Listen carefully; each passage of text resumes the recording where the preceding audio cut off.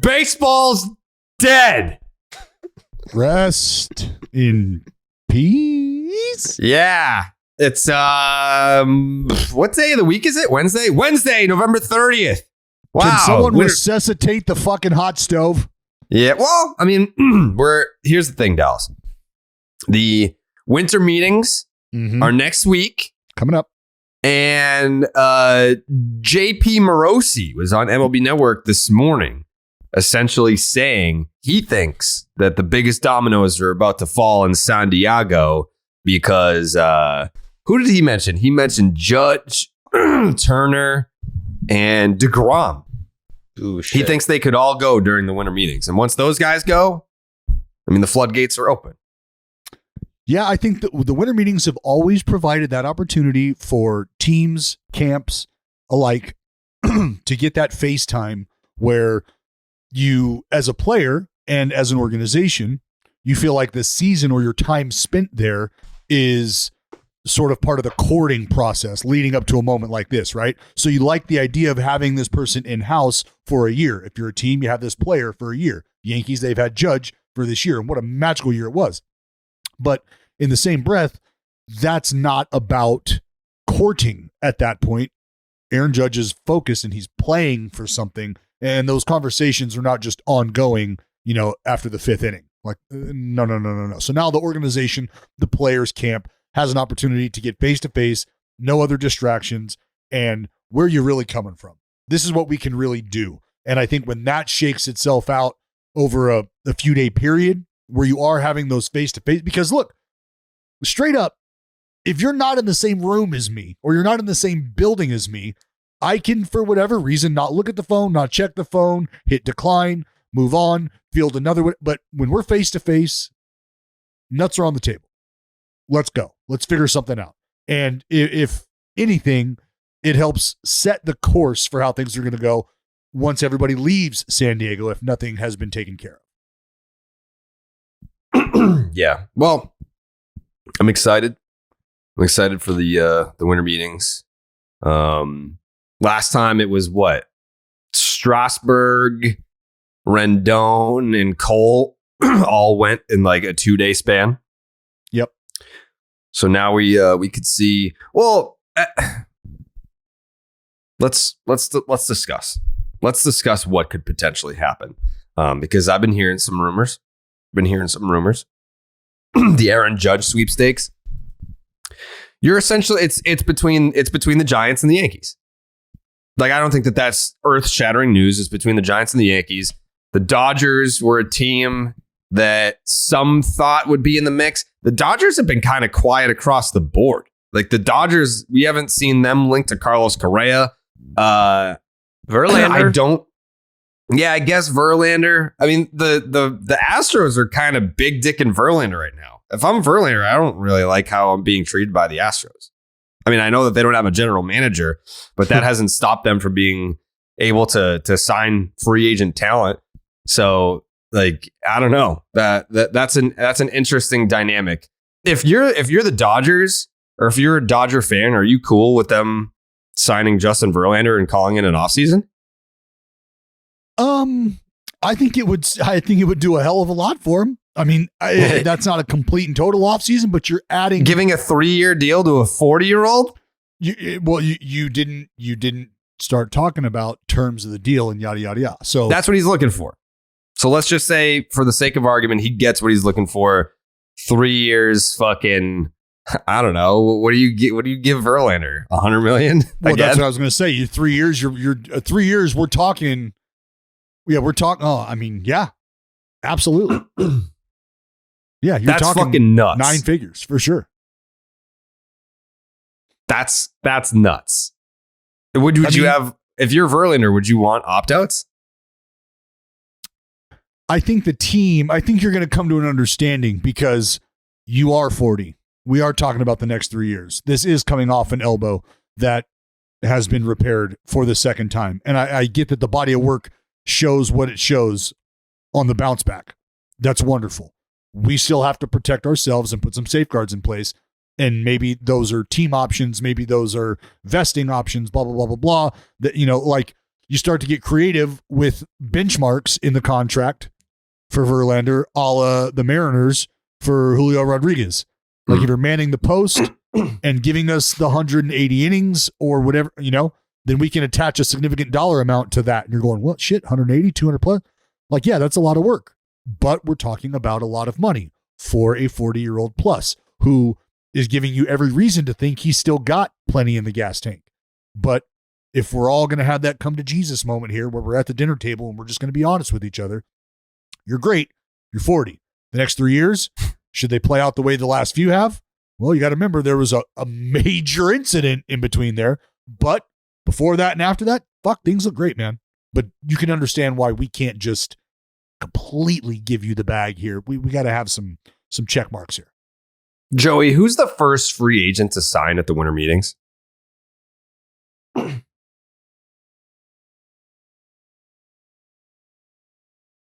like how Joey actually gives thought to his answers instead of just spouting off. You're like, oh, Aaron Judge. He's like, all right, let me search my brain for this one. Go ahead. Keep digging. Yeah, it's in there. deGrom. You think deGrom goes first? I think deGrom, yeah. He seems like a Where's guy he who... going? Oh my God, where's he going? Well, I mean, come on. All right, take some more. deGrom. Is deGrom like is it is it crazy to think that deGrom is? I always think about guys that have had injury history and their comfort level with the folks who take care of them. And I think there's a couple ways to look at it. One, am I constantly in the training room with you because we aren't figuring this out? Because we haven't been able to get over the hump? Or is it good that I'm in the training room with you specifically? Because my body is going to do what it's going to do. It's going to break down at some point. I'm going to have these issues. And thank God I'm with you. Somebody who knows my body to the extent that you do. Somebody who I have the relationship that I have. Like, is there something to that? And that's where I think about the Mets being a very real player, a very real contender in the deGrom sweepstakes for that specific reason. And that's all just depending on how he processes that. Again, is this a thank goodness we're together dealing with this because my body's just going to do this? Or is it a fuck, man, I can't get out of the training room here. Maybe there's something to this. Maybe I can figure something out somewhere else. That's a hell of a gamble. I don't want to call it a gamble, but that's a hell of a decision to have to make because right now we're about getting the bag and he'll be getting that. But from there, you got to think about performing. And same thing could be said for deGrom. Do you? Anybody? Do you? Do you what? Do you have to think about performing? What, if you're Jacob deGrom? Yeah. Well, I think any competitor, Jared, I don't know. Maybe this is, we've talked about this mindset. Guys who get breaded up and put their feet up. Guys who get breaded up and now kick it into overdrive because it's like, I don't have to worry about anything. Everybody eats. Everybody sleeps dry. Let's go fucking take the world over. This also isn't his first big money deal. No, No, and what is he? Is he 34? I was going to say early to mid. I don't think that's why I looked it up recently. He's surprisingly old. Like, yeah, he's 34 years old. For some reason, does not have his fucking birthday. Just says 1988. I'll tell you, June 19th. June 19th. Yep, June 19th, 1988. So he'll be 35 halfway through next season. Any team that take age aside, any team that signs him is taking a huge risk because it's going to be big money, and you know that you're getting a pitcher that I don't want to say is fragile, but is definitely not taking the ball for 200 innings. Well, that's again, like, think about the Verlander. I mean, players have to understand that this is how you're being viewed at this point in time, and I think players have all of the information. It's a matter of being honest with themselves, and a lot of us are, and a lot of us aren't. Players currently and former, but you got to know who you are. You got to know what you present. And from a player's perspective, you're always selling the positive side of things, right? Like, look, yeah, sure, anything can happen. I could step outside of my door and get hit by a fucking bus. Are you not going to pay me because that's a reality? Well, that's why. So that's why I keep falling back to deGrom to the Rangers. A, because I know that they want him bad, but B, if you look at the deGrom factors here, age, cost, commitment, injury history. If you're a team that needs to win right now, is Jacob deGrom a smart investment for you? I don't think so. What? Like, obviously, he's one of the best pitchers of this generation, maybe one of the best pitchers of all time. Yes. But if you're a team that needs to get over the hump and you need a guy to take you to the promised land and take the ball in game 1 of the playoffs, are you putting all your marbles on Jacob deGrom to be that guy? No, you're probably not, because that wouldn't be smart. It would be smart because it would be it would be a risk, but it'd be a huge risk. But it'd be a high upside. Like, the upside with deGrom is crazy. If you're a team that's like, we might be good in 3 years, then you would never sign deGrom. Like, deGrom if you need to win right now, is Jacob deGrom the guy that you would bring in to be like, this is the guy that's going to fucking take us over the hump? No. Yeah, it's a risk, dude. Because he stays healthy, he's probably the best pitcher in the league. But when has he done that? That's what I'm saying. But every pitcher's a risk. Well, but I'm saying some are bigger than others. Who can you say he's that with? He's a huge risk. But he's the only player who you could say that about confidently. Look, I mean, let's listen. Let's make one thing abundantly clear. It's not like Jacob deGrom is fucking Glass Joe, all right? Because I want to put something into perspective here. Coming into the COVID season, coming into 2020, the dude had put together, 3-4 years straight of 200 plus innings of just shoving it up your ass. And then COVID hits. And absolutely everything we know as players is turned on its head, turned inside out. And you basically have to start from scratch, figuring out how to prepare yourself, how to prepare the body, blah, blah, blah, blah, blah. Everything we've been talking about since that bullshit happened. Now, on the other side of that, that's where you start to look at things and go, okay, all right. Because what was it? 75 innings or so? No, did he? 68, 92, 64 and a third. Okay, so I was saying after COVID. So how many innings did he have in COVID? 70 or 60? Would you say 68? 68. And then I was going to say, what did he have the next year? 75, but no, 92. He had 92. And then I was going to say, did he have 100 the next year? No. This year, I mean, it was 64 innings, right? He hasn't pitched triple digit innings since 2019. So that's my point. Like, you can talk about the 200 innings before then, but like 2019 at this point was 4 years ago. It's a long time. But if you're not, but my point is, if you're not a team that doesn't need to win right now, then like, what team would want him then under that logic? Where if you're saying the Texas Rangers, like, when you're looking to just create some buzz and draw other free agents, like, hey, come over to Texas. We have Jacob deGrom. You can learn under this guy. Like, that can help draw free agents where they don't want to sign there otherwise. You got to start considering, like, the Rangers, what division you're playing in. Like, are you a deGrom away from chasing down the Astros? No. And are you a deGrom plus whoever you think deGrom's going to attract? They just spent $500 million on two players to finish with a losing record. Mm-hmm. So they are a team that fits the bill of, we're willing to spend some money, even if it means not winning a fucking game. Like, they just seem to me like the best fit for a guy. Like, and if deGrom wants to go down south, he wants to be closer to home. I mean, you have not pitched triple digit innings since 2019. We're about to be in 2023. There's no way, look, just to kind of put a bow on that, like, there's no way that Jacob deGrom is sitting down and having a conversation and not being hit with the reality of how he is viewed. Sure. His camp has to be telling him, you understand that teams believe that there is an inherent injury risk that comes along with signing. It's not a matter of if, as far as the track record is starting to show, it's a matter of when. So if we understand that, we have to look for a landing spot that is going to be that sweet spot of, am I comfortable with the training staff? Am I getting what I believe I'm worth? And do we have an opportunity to win? Like those are the priorities for Jacob deGrom, I would think, is where can I win? Who's going to give me what I need? And where does health and the care factor into that equation? You know, how is he prioritizing those things? But if you want to roll the dice and just like you could have the best pitcher in the world next year, what? Fuck it, 1 year contract. That's why I think it's not going to be 1 year. Why couldn't the Dodgers sign Jacob deGrom? They could. Like, yeah, I mean, he would be like because now you're talking about a guy who you don't have to rely on.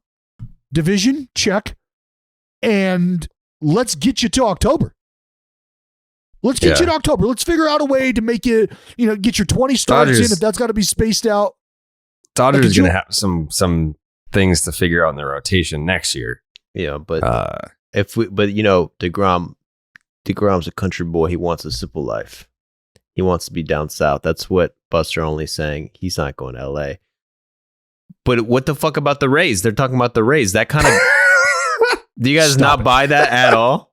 I can kind of see that happening. He's a Florida. He loves Florida. And could you not see the Rays just being like, do some crazy shit? Like, we'll give you $50 million 1 year. I don't even think they'd have to go that high. If it's just a 1 year contract, I think DeGrom wants to be a Ray. They could pay a lot of. I think the Rays would pay a lot of money if they knew they didn't have to go long term. Maybe I don't know. 2/3 of their payroll to one dude. Yeah, dude, the They've Rays got it.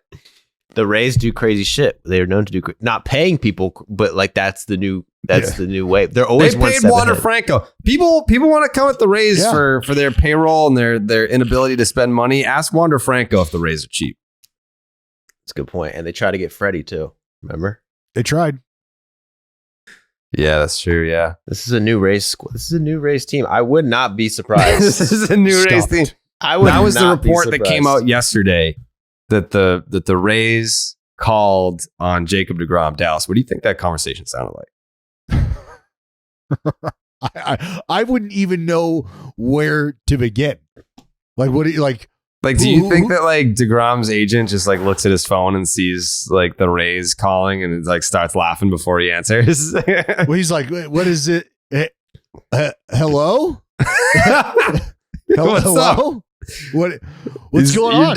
He probably. I mean, I don't know who deGrom's agent now is, but I'm assuming he probably thought that they were calling about a different client. Yeah, like we were talking to you about Jake. Cronenworth? Jake Peavy?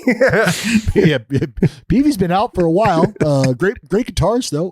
You looking for a birthday gig? What do you got? Yeah, you want a cameo? No, deGrom. Okay, yeah. What about him? What do you want him to sign something for your kid? He's one of the free agents I represent. Yeah. Oh, you want him to? Oh no, really? Like no, there's no like because at some point in time there's got to be a.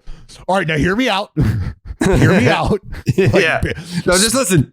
Yeah, stick with me here. Stick with me. All right, I need you to put your creative hat on. So we'd like to give Jacob deGrom 2.5% of the organization. All right, but we're going to back it. He's not. All right. Let me tell you something. Let me tell you something.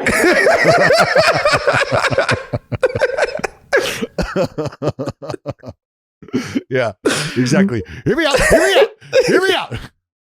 It makes a lot more sense than you guys believe. First of all, we know the reports. Jacob deGrom, country boy, doesn't like the city life, hates the Mets. He hates the Mets. Dude, he was at the Mets where your team sucks and you get all this media attention. He's going to want to go the opposite situation. The Rays, who are good and no one gives a fuck and no one watches you. That's what deGrom is looking for in his heart of hearts. He will and you know what? That's if that's the case, great. Because I mean, but you gotta think, am I getting ready to sign up for a perennial wild card team? Like, is division, can I threaten? I mean, there's some teams in that division that are not doing anything to help themselves out competitively. And I mean nothing. Like, there's some teams in that division, Joey, that have showed some serious interest in free agents and in the market. But as far as bolstering themselves or like doing anything to be competitive, I do have to take pause and realize that there's teams that aren't doing a fucking thing to make themselves better. So are you allowed to say that stuff working for the A's? You're allowed to talk about your team like that? I was talking about the American League East Division is what I was talking about. Just to clear that up. So got it. Well, I want to talk about Blue Moon really quick. Oh fuck, I got something to tell you. Yeah. Because baseball season's over, but you can still feel that ballpark nostalgia with Blue Moon. In fact, Blue Moon was born in a ballpark at the Sandlot Brewery in Denver, Colorado. Right there at Coors Field. Woo, woo, woo. It's right there. It's right attached to it. Blue Moon's one-of-a-kind experience isn't just for baseball season. It's also perfect for the holiday season. Its bold flavor, bright explosion of color, iconic orange slice ritual, and authentic ballpark roots will make your holidays unique and flavorful.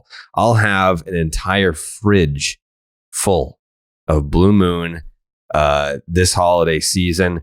I'm not hosting this year. Dallas, what holiday do you think that I should campaign to host for with my new home? Well, I mean, are you ready to go full bore here, or are you looking to just kind of ease in? Are you looking to like inch in, beach entry? Are you controlling it, or are we just diving into the deep end? How do you like to get wet? So I feel like, my adopted sister has Christmas Eve. I don't know if I want Christmas Day necessarily. Maybe, I guess, because Christmas Day is more chill. Like, I feel like Christmas. Let me tell you right away, you're going to run up against, because your sister, God bless her heart, she's a killer in the hosting game, right? Like, she's going to. Well, this is her first Christmas Eve that she's ever hosted. You think she's not going to fucking knock it out of the park? Yeah, no, she can have Christmas. I'm saying Christmas Eve is more right. like. What I'm getting at is coming over to your house after that is going to be a fucking disappointment. It's going to be a letdown. That's what I want. You're not getting what I'm saying. Christmas Eve is like. That's the big one. I feel like Christmas Eve is when people are amped about Christmas. And then on Christmas Day, people are kind of already Christmased out. What? So Absolutely not. I'm just cranking that bitch up to 10. No, it's more chill vibes. Christmas Day is more chill vibes.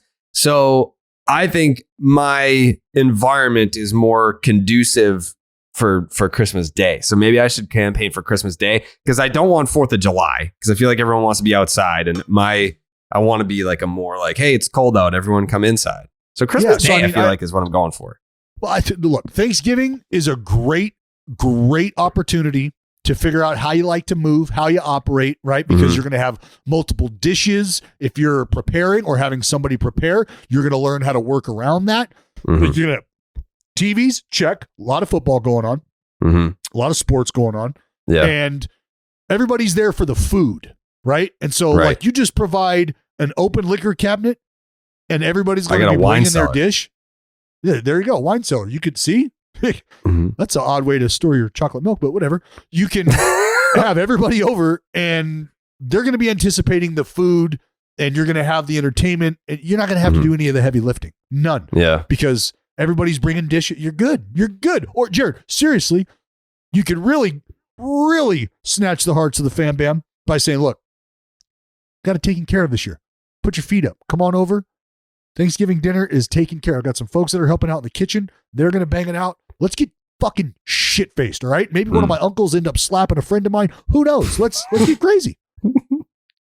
You know what? You know what really is the kicker for Thanksgiving over Christmas Day is, I feel like if you're gonna host on Christmas Day, you're gonna need to decorate, which I'm not super into. Thanksgiving, you don't need Thanksgiving decorations for Thanksgiving. You just you go fall. Like, it's fall. You should have some fall implements around the home just to make it feel like those leaves are turning autumn. The cornucopia. A little rando pumpkin here, a little punky there, a little punky over there. Whatever, a gourd. It's gourd season. A couple gourds strewn about. For sure. Okay. Yeah. The one thing you do got to think about Thanksgiving is getting people the fuck out of your house. Right. Because they want to hang out. The other thing you need to think of is, with all that food, where are you storing all the Blue Moon? Are you going to get like an external special fridge just for all the Blue Moon? I don't know. Cooler. Yeah, if Blue Moon had an external fridge, I've got a fucking ideal spot for one. So if they wanted to send me one full of fucking Blue Moons, because I put 2 up the ass of my turkey, and brined it in Blue Moon this year. Believe that or not. And I injected that son of a bitch with Blue Moon. I was telling Joey, if that bird would have caught a breathalyzer, that son of a bitch was gobbling a 3.2. Easy. Damn. That bird You had shit-faced. Yeah, the Tony La Russa of Thanksgiving turkeys. Wow. Jared, Jesus Christ. He was Damn, asleep, Dallas. Jared. It had nothing to Yeah. Damn. From its refreshing flavor with Valencia orange peel for a subtle sweetness and hints of coriander, Blue Moon's Belgian-style wheat ale is a one-of-a-kind beer that's made brighter. It's carefully crafted and full-flavored with refreshing notes and a smooth, creamy finish. Why strike out with the same old beer? Well, you can get something that's one of a kind. Best served with a signature orange garnish to showcase its beautiful hazy color. A beer this good only comes around once in a blue moon, but you can enjoy it all holiday season long. Enter for a chance to win an exclusive Blue Moon paper shoot camera to immortalize those unforgettable holiday moments. Make your holidays brighter than ever with Blue Moon. Get Blue Moon delivered and enter to win an exclusive paper shoot camera at get.bluemoonbeer.com/rocket. That is get.bluemoonbeer.com/rocket. Blue Moon, made brighter. Celebrate responsibly. Blue Moon Brewing Company, Golden, Colorado. Ale. No purchase necessary. Open to legal residents of 50 USDC. 21 plus only. Begins 11/1/2022 and ends 12/31/2022. Includes 4 entry periods. For rules, visit bluemoonholiday.com. Void where prohibited. Message and data rates may apply. Okay, so Joey thinks. What? Yes, Dallas. I was just going to say real quick. Doctor's appointment, move back. We're good to go. Oh, okay. Wow. Dallas is going to be able to stay. Welcome back, Dallas. That's Lock it the fuck in. I'm playing hurt. Playing hurt. I was going to have to. I was being pulled in another direction. Yep. But hey, we make shit happen. Yeah, you do. You're a team player. That's it. Basically, he told his grandma, hey, figure it out yourself. I have a fucking podcast to do. Well, I told her I'll just remove the stitches later myself. Right. Team player. That's it. Team player. Eyes on the prize. Joey has Jacob deGrom going first at the winter meetings. Dallas, who do you have signing first at the winter meetings? Big domino. I don't need to know that some slapdick got like a minor league deal. I mean, I really think the shortstop group is driving this, because there's a finite amount of teams who can be in on the Aaron Judge sweepstakes, right? Like, we know that there's 2. That's it. That's what you got. So with that being said, and Buster Olney tweeted it out, just about I forget what he tweeted out. Let me find it. He was talking about the group of shortstops, and I posed the question. It was about the Phillies. Who most fits the Philadelphia Phillies out of that group of shortstops? Because you've got Correa, you've got Turner, you've got Xander Bogaerts, you've got Dansby Swanson. Who fits that lineup? Well, who's the worst at defense? Probably that one. Wow. That's what the Phillies like. Wow. I mean, just no room for getting better, huh? Well, you're gonna if it ain't broke, don't fix it. You shitting all over Alec Boehm now after we saw the strides he made? No, I'm saying being bad at defense helped the Phillies. Like, it fired up the boys. That is kind of true. Like, anytime that Nick Castellanos would make a singular catch, the entire crowd would be like, "Fuck yeah, dude, let's go, bro!" It's routine catches where he's just sliding all over the place. Yeah, is that how we want to be living in October, where the ball goes up in the air out into right field, and you're like, and you're like, you're that fucking pumped that hey. I like that take. That's a good take. In June, it's great. In June, that's great. But yeah, if I can avoid that in October, I'm here for that too. Yeah, it's got to be Bogaerts. It's not. It's got to be Bogaerts going to the Phils. Same colors. He's not going to the Phils. He's not. Dombrowski. Actually, JP Morosi this morning on MLB Network said that the Phils have made Trea Turner their number 1 top priority, and even went as far as to say that Trea Turner, the Phillies, are the favorites to sign Trea Turner? That's got to be just Bryce Harper being like, yeah, he's so sick. He's so sick at shortstop. We have to get him. Dude, this is, I mean, he is, look, he's athletic, bat to ball, on base, could pop you, 20 plus maybe. Athletic, like I said, like this dude is going to help you tremendously. And more contact, more speed in a game that is going to change. Like, this is where I said, how much stock are teams putting into the shift being banned and actually diving in and valuing defense? At what point do they cut that off?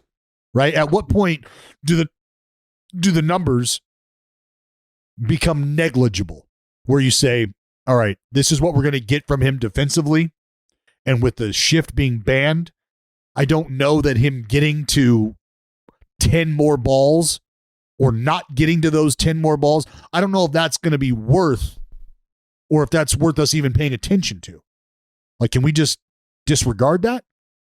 Or has a team figured out a way to place value on it and distinguish value to the point where they're saying, this doesn't fit what we're doing. This doesn't fit what we're capable of.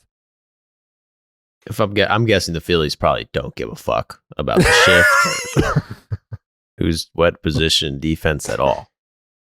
I think you're probably right, if we're being honest. Like, I think the Phillies are looking at Trea Turner as great hitter, skilled athlete, runs the bases well, great defender. It's like, all right, there's no more shift. We'll figure it out as we go. I think that's kind of how they're operating. At least when you're looking at a player like Trea Turner, you know that you're getting a complete player. And I think one of the more intriguing storylines, if the Phillies were to sign Trea Turner, he would make more money than Bryce Harper. Wow. Like, you're coming over there to be the guy on a team with guys. Like, there are guys on that Phillies team right now. Yeah, well, I don't know that he would be coming over to be the guy. Like, that's the thing. No, like he's not going to be the guy, but if you're the highest paid guy, you're a guy. Yeah, but yes, but I think it's all understood, like under the climate and everything. Bryce's team.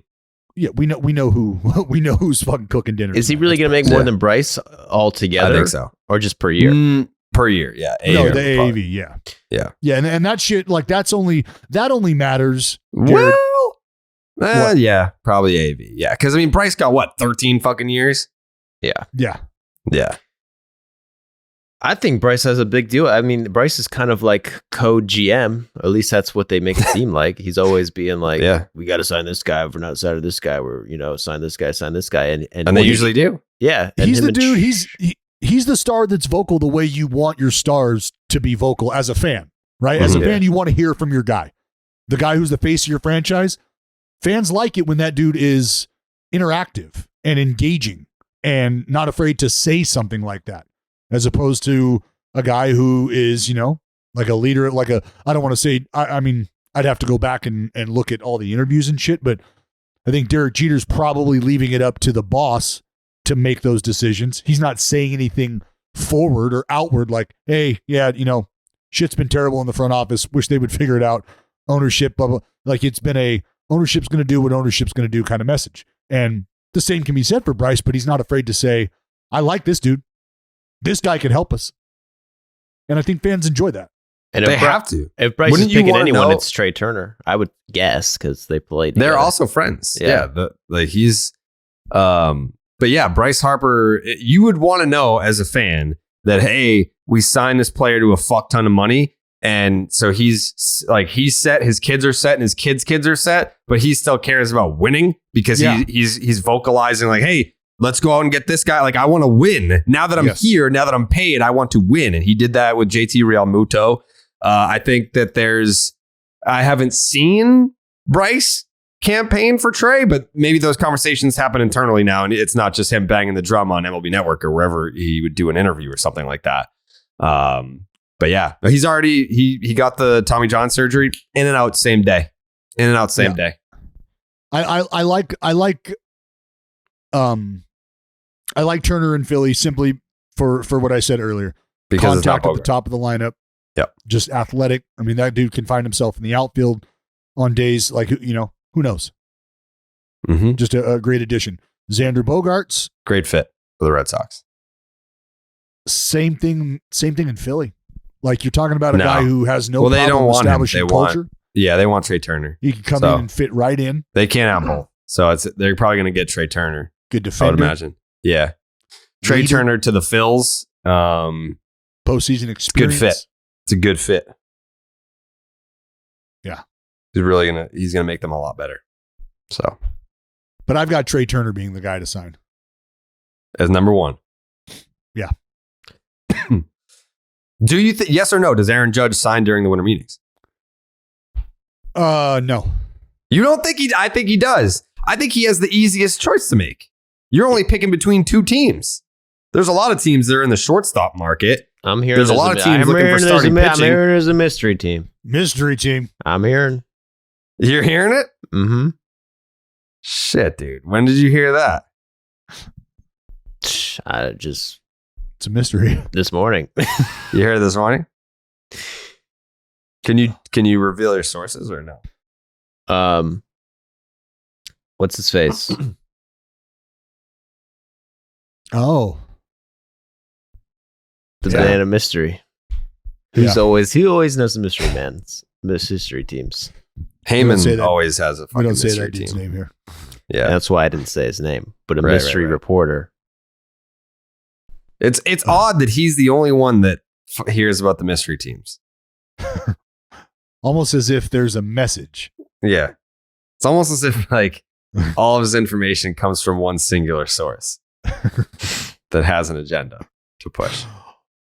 Almost as if he packed up all integrity and shipped it off to Timbuktu a fucking decade and a half ago. Mm-hmm. Jake, book John Heyman. Dude, let's do a surprise. Let's do a surprise guest where we get Scott Boras and John Heyman don't tell each other. What are you doing here? And then just see how they Hi, interact. Scott. I'm John. Good to meet you. Hey, it's been a long time. Miss talking to you. Who do you have? Who do you have signing first? First off the board. First off, If you've the got Judge board. signing in San Diego, then it's got to be Judge for you. If it's happening in San Diego, that's coming up. No, I think it's gonna be like Chris Bassett or like Carlos Rodon or something like that. Like it's gonna be someone where it's like it's a party starter. Like it's going to be a name, but I don't think it's gonna be like you're not bringing out the most expensive champagne glass like immediately. But the Judge has a lot of parallels to Garrett Cole, who was like the last winter meetings big signing that I remember. Well, Where he's it's- a geek. He's a geek. Who, Garrett Cole? Mm-hmm. Wait, I know you feel that way. I've heard you say that before. Mm-hmm. And you don't think Aaron Judge is a geek? No.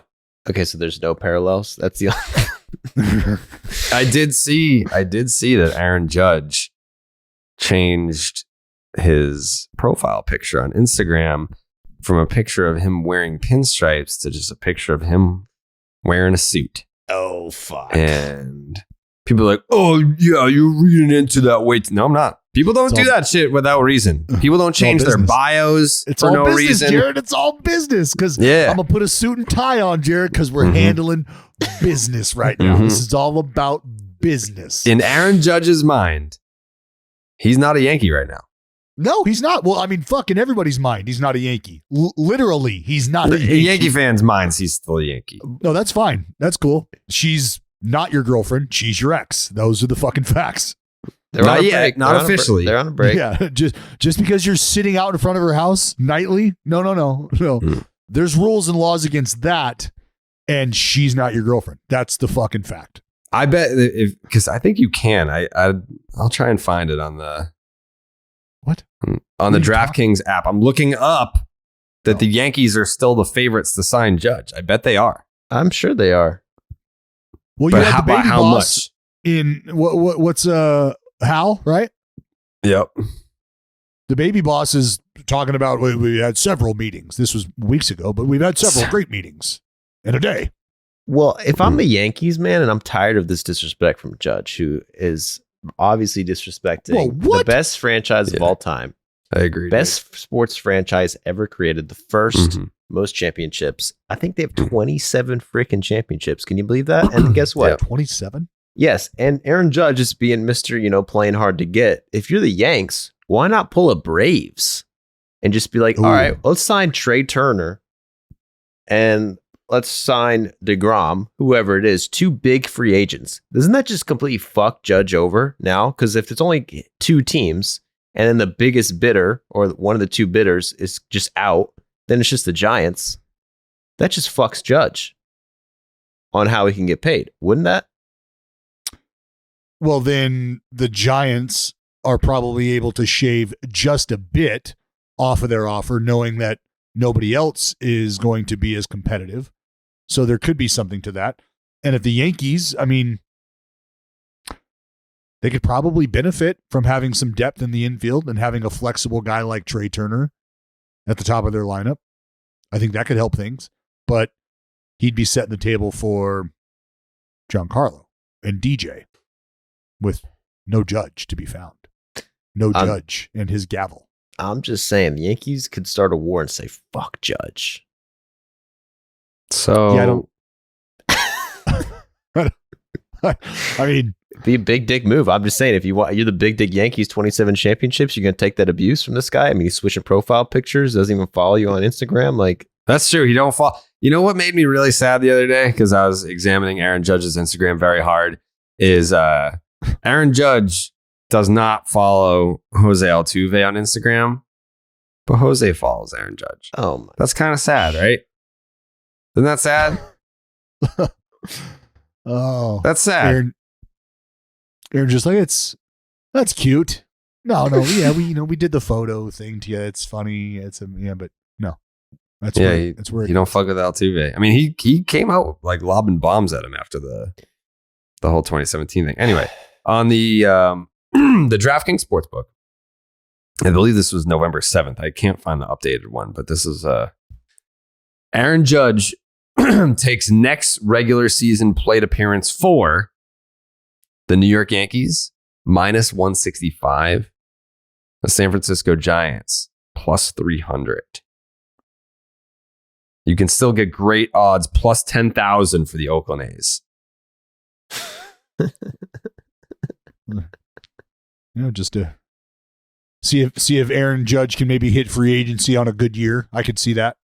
Yeah. Just a little one stop, Yeah. Those aren't bad odds. You could, I mean, I bet you Max will throw $500 on that. Moron. One of these days, one of his outlandish bets are going to hit, and then he'll be the one that's laughing. But until then, he's got enough money by then. Yeah. He better throw like another 500 piece on Rendon to win MVP in 2023, because he could. I mean, he very well could win Comeback Player of the Year. He could just double up and do Comeback Player of the Year and MVP, and be able to retire on that. Yeah, I'd say the odds are going to be strong to quite strong, favorable. Yeah, why not? But I think that, like I said, I think Aaron Judge has the easiest, or least, he doesn't have the easiest. He has the least difficult decision to make.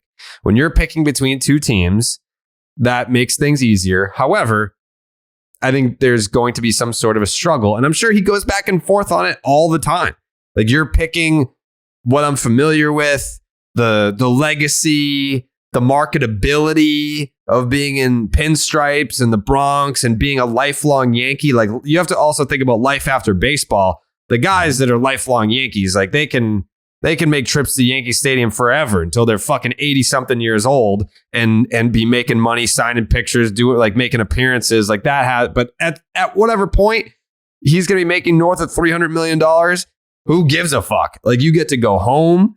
You get to be close to your family, 2 hours away. San Francisco Giants, they're committed to winning. They have a winning culture there. Maybe they're not a winning team right this second, but they're only a year removed from 107 fucking wins. it's a decision that because of it's not just like, I don't know what the example would be. If I were from Florida and I played for the Dodgers and the team that was most interested in me was like the Rockies, then it's like, yeah, well, I mean, you're taking all the sentimental shit out of it. It's like, who's going to offer me the most money? But with Judge, there's sentimental value on both sides, and it's a huge decision to make. So I think it's going to factor in to be more than just who has the best offer. What do you think the odds are that? What do you think the odds are that Judge takes the best offer, no matter what? Well, that's going to be open to interpretation. Unless you're talking about, the only way you can just have a definitive answer to that is if both terms are identical. Yeah, they're going to be probably pretty damn close. Because then you're going to have to start factoring in taxes and shit. Yes, and this is where I was going. What Aaron Judge is factoring in right now, and what the responsibility of the organizations are, is to explain to him and show him what he looks like in this organization 7 years from now, 10 years from now, right? And what he needs is what the organization looks like with him there 7 to 10 years from now. How are we building?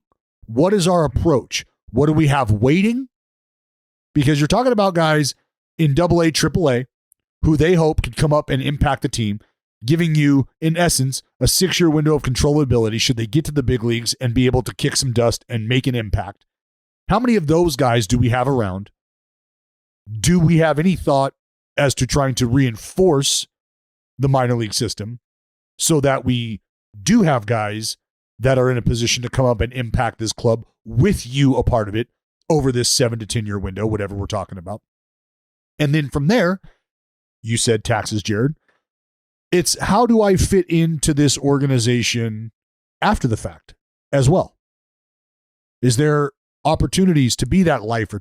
And the answer to that is a resounding yes, because the Giants and the Yankees do the best job, straight up, not even a close second, do the best job at taking care of their guys, their retired players, bringing those guys back, embracing them, and keeping them a part of the culture of the organization.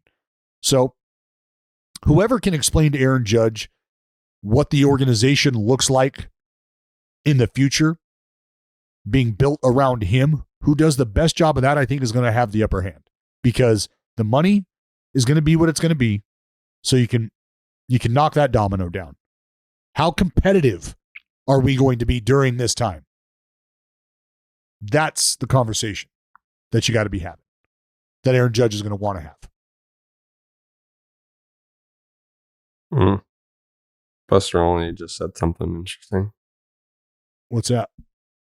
I mean, it sounds like it's just like a joke, I think he's joking. What did he say? He said, and like, obviously this is like the written word, so you can't tell, like his facial expression was probably like, it was like a big joke, but he said, Xander Bogaerts could be the Yankees' top target if they don't sign Aaron Judge. But he was joking. Oh, I would love. He is not serious. Oh God. Buster Olney doesn't know anything. Buster Olney. When's the last time Buster Olney broke something that was like interesting? Yeah. Oh man. He's one of those reporters. He's just trying to get his foot in the door in the industry, and he's trying to make big splashes to like get attention because he's like new. Right. And he hasn't really been around, and he doesn't really know, like, probably have that many good connections. So yeah, he's probably just, That sounds like a guess to me. Yeah.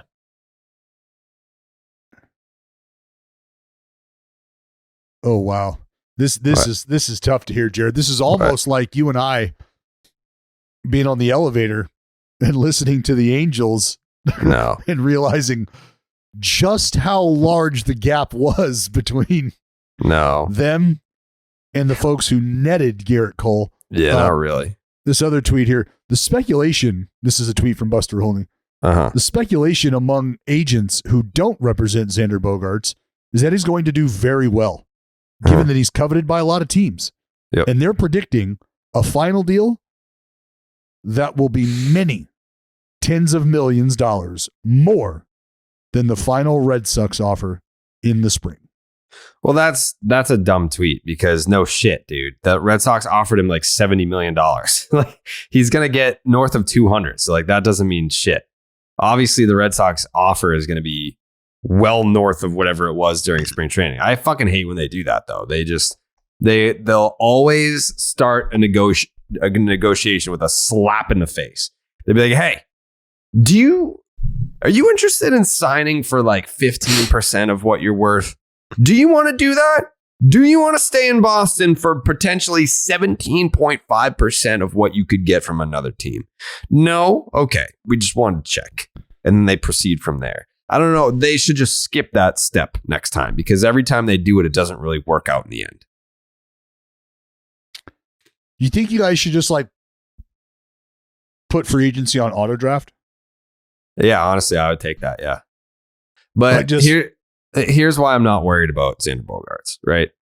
Because we also had paid.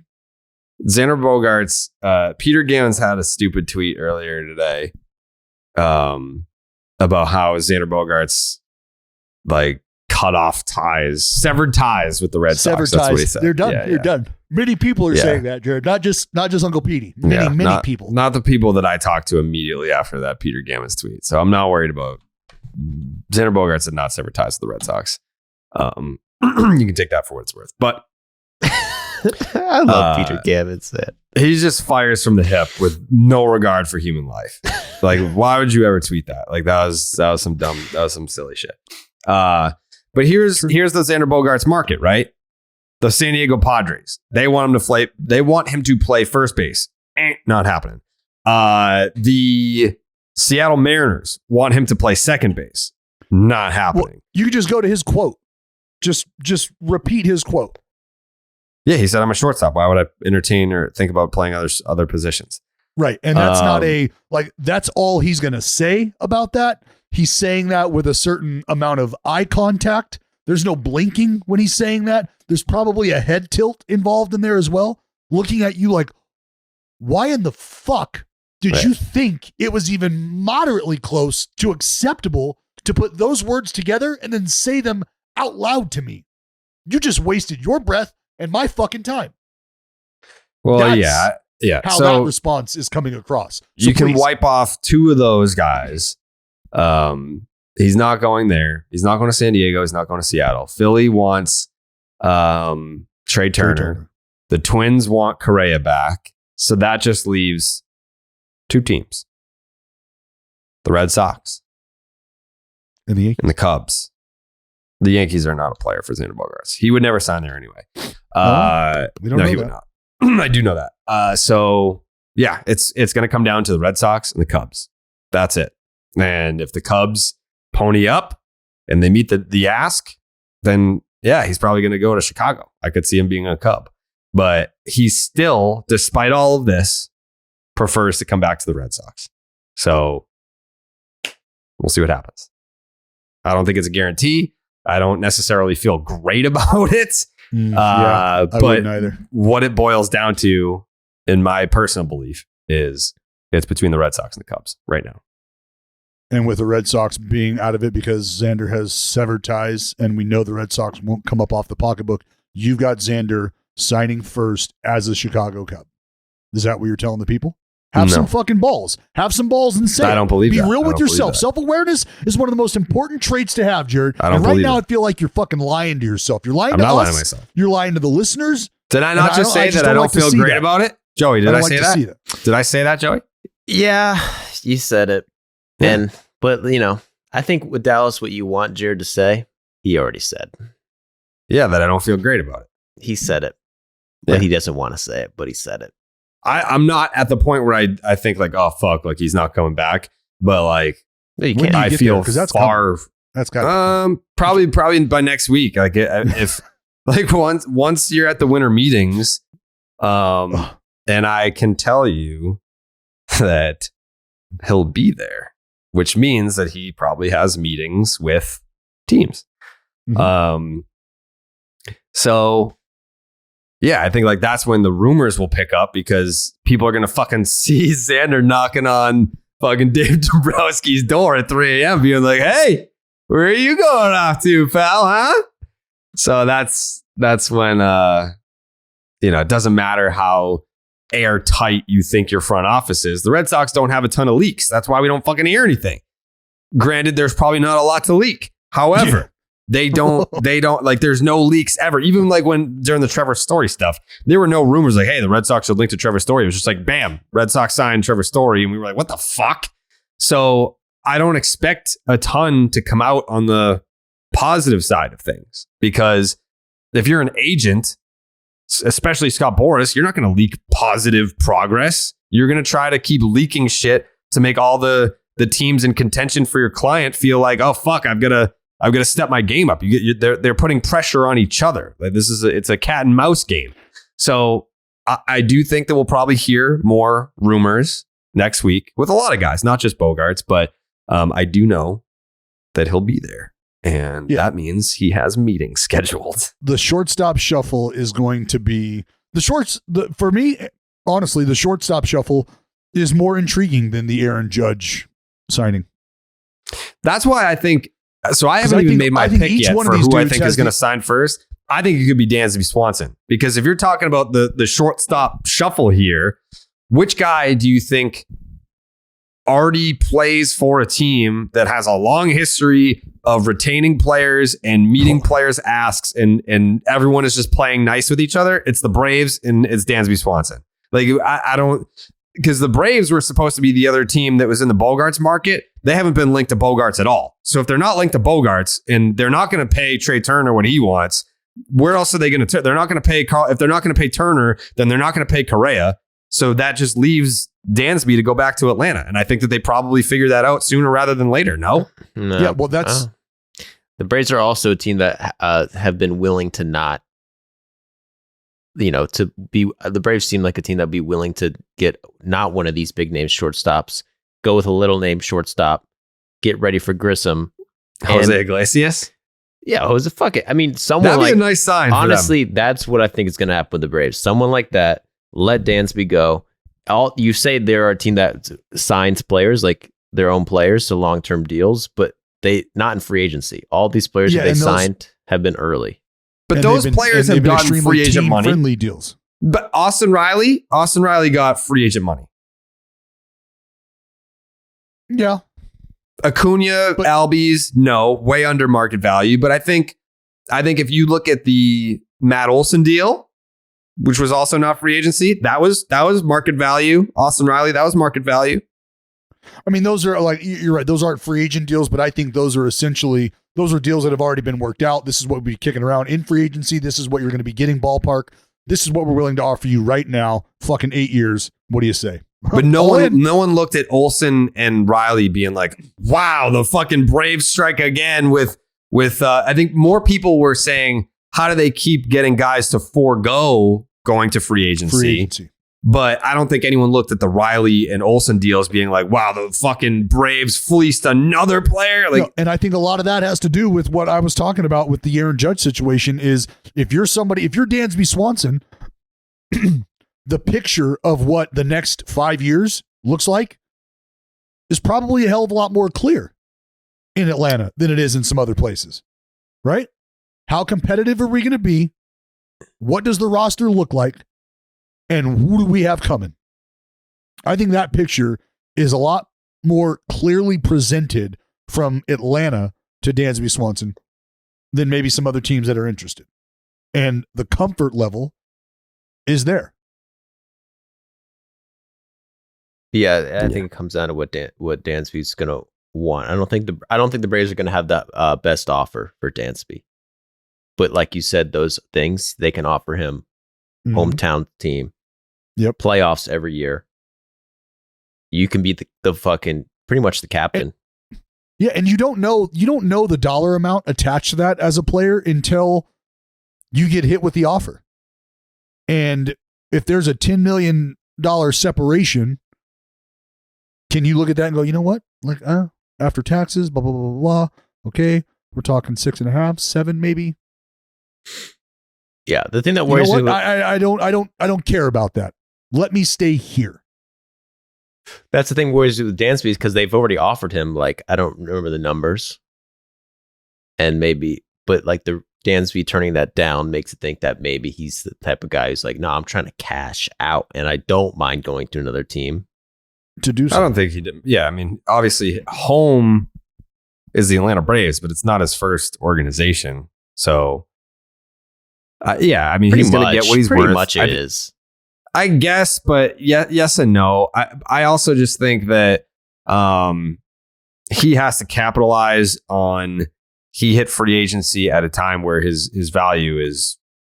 I mean, maybe it's never going to be higher, but yeah, I think it's. No, I mean, and that's the other thing is depending on what these signings look like for these guys. That's why this is interesting to me, is because I don't know if we arrive at a point where, like, who's to say that Correa or a Correa-like contract isn't something or isn't a route that one of these guys ends up going again, just to kind of say, you know what? Like, the last thing I want to do is hit free agency with these other 3 fucking animals here. Maybe I'd like to be the only free agent at this position, or clearly in a class by myself in this position. So I'll take a 3-year deal with options with opt-outs, you know, like, who's to say that doesn't happen? True. Yeah.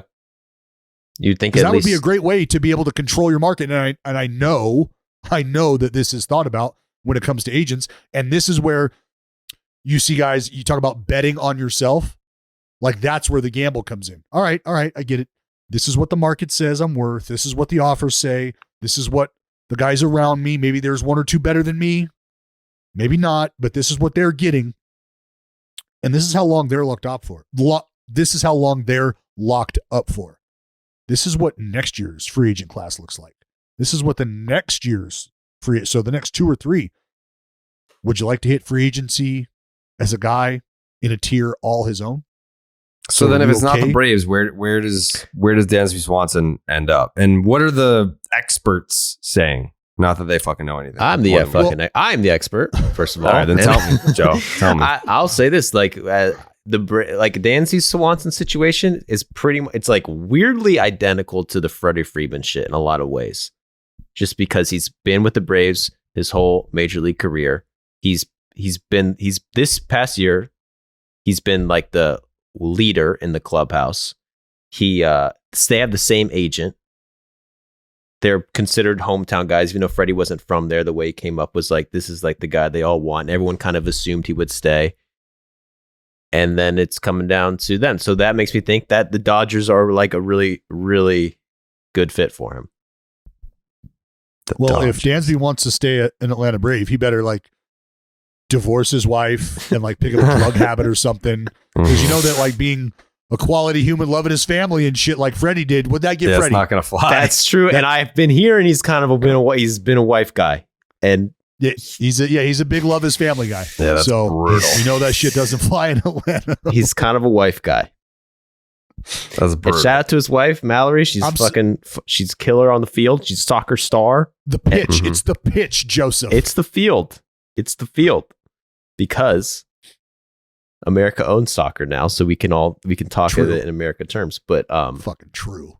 And Dansby has long hair too, so that makes me think he's an LA guy. So that's another thing that's in my brain.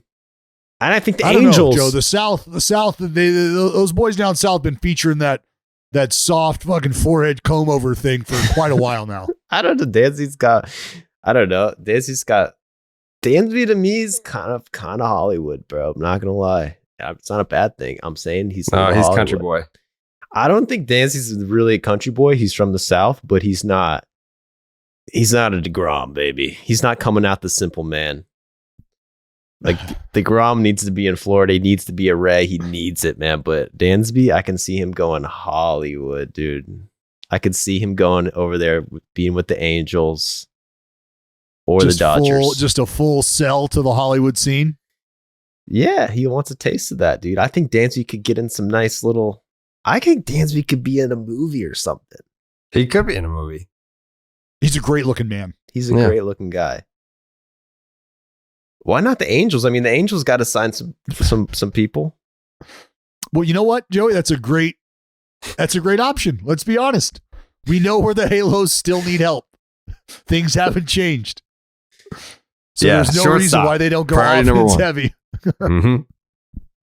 What, dude? They got their pitchers. I think I think the narrative, like the Angels last year, that wasn't their problem. Pitching wasn't their biggest problem. No, I think they had a lot of problems. Yes, but I don't know. Like Dansby seems like a guy the Angels would like. Like we don't want to be too crazy, but like we need to do something because we have this is our last fucking chance. And how much of a chance is it really?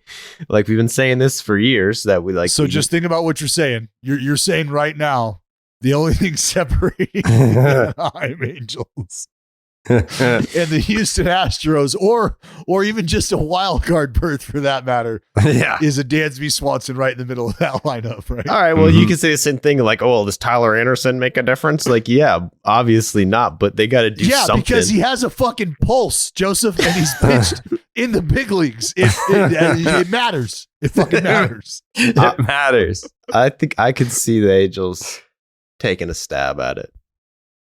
I don't know, but I haven't really seen it. What are the teams that are supposed to be in on Dansby other than the Braves? I feel like but that's the thing. It's like the shortstop market is a clusterfuck.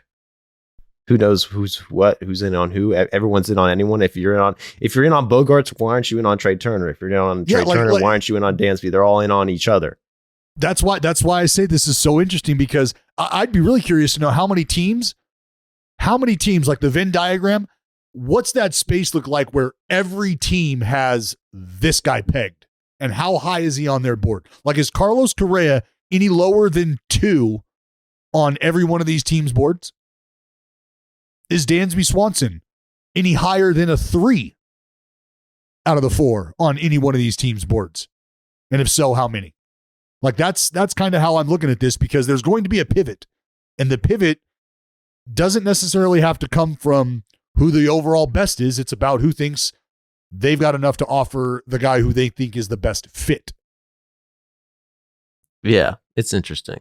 And I think the Braves are the only team that are only in on one of them, really. Like, they only have a chance. They're only going to sign Dansby. All these other shortstops probably aren't going to the Braves. Whatever that means. But, every other team is kind of like, we need a shortstop. We could get any of these shortstops. Braves are like, we can get Dansby. Because like you take a team like the Red Sox, like out on Dansby, or Dansby's probably out on them. I don't think that's true either way. I don't think the Red Sox would be out. I think Xander severed ties with Boston, so that's he's not going there. I think so that where does Dansby Boston, could like definitely Trea Turner, be in the Red Sox market. Correa, no. So if you're a team like Boston, like, do you even fit into that Venn diagram? Are you even in a position to like counter or to pivot? No, dude. The Red Sox are like, hey, maybe we just lay low this year. Yeah, we're just gonna roll the balls out. If you're not gonna sign Bogaerts, why not just take a chill? Because the Red Sox are one of those teams, dude. They like to Red Sox have $85 million to spend this winter. They're a reload. They're a reload franchise. They like to have bad seasons. They like to tank. They're bracing Joey. You know what I think this is? This is the Xander leaving town is them trying to brace the organization and the fan base for what's coming next year. He's not, and that's going to hurt.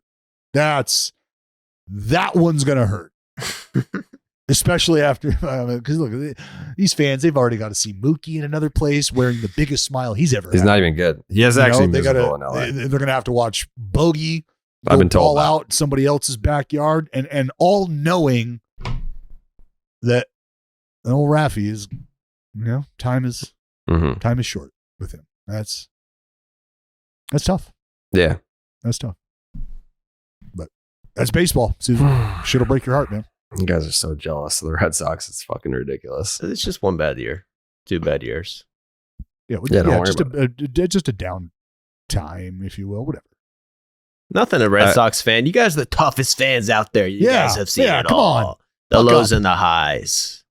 That's it. None of this bothers me. Like the Red Sox, literally do this all the time. They will suck and then win a World Series, and then suck and then win a World Series. They just won the World Series. Now we're in the suck. I don't know. Like you're not making fun of the Red Sox. You're just kind of. Well, that's what I'm saying history. Is that it's either you suck or you're World Series, and I'm thinking this next year might be a suck.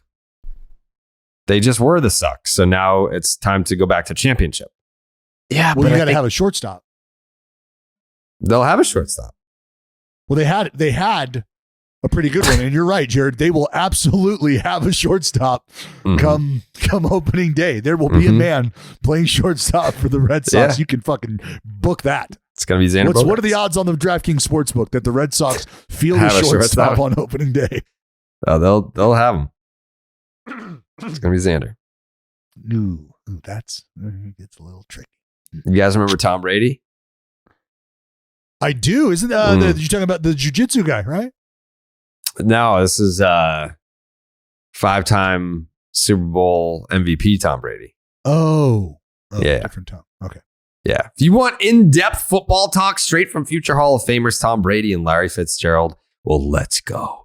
Every Monday on Let's Go, a Sirius XM podcast with Tom Brady, Larry Fitzgerald, and Emmy Award-winning journalist Jim Gray. Hear championship perspective on the trending topics on and off the football field.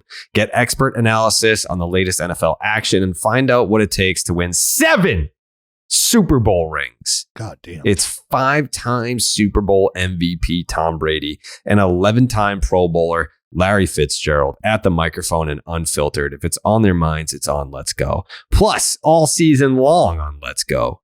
Hear the best guests in the podcast world, from Oprah and Snoop Dogg to today's NFL stars.